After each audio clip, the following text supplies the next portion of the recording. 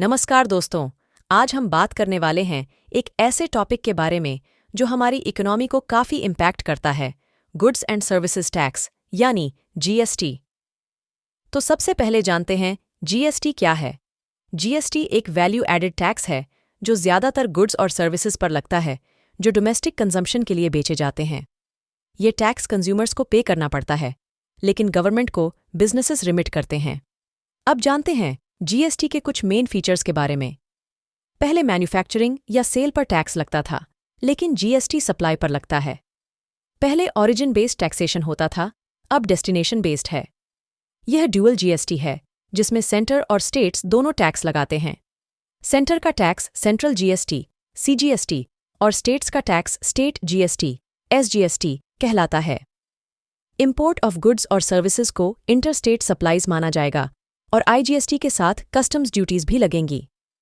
CGST, SGST और IGST के rates centre और स्टेट्स के बीच म्यूचुअली डिसाइड किए जाते हैं जीएसटी काउंसिल के रिकमेंडेशन पर।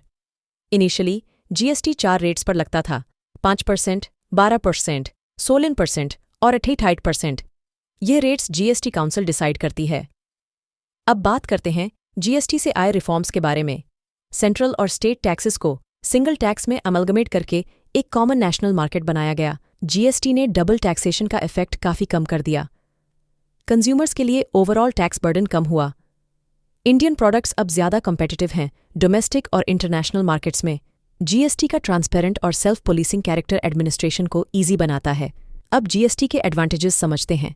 गवर्नमेंट के लिए यूनिफाइड कॉमन मार्केट क्रिएट होता है, टैक्सेशन स्ट्रीमलाइन होती है, टैक्स कंप्लायंस बढ़ता है, टैक्स इवेजन कम होता है।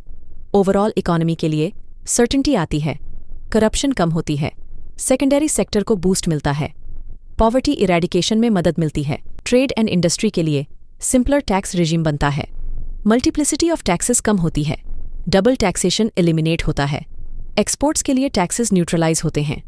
कंज्यूमर्स के लिए ट्रांसपेरेंट प्राइसेस, प्राइस रिडक्शन और पॉवर्टी इरेडिकेशन जैसे कई बेनिफिट्स है।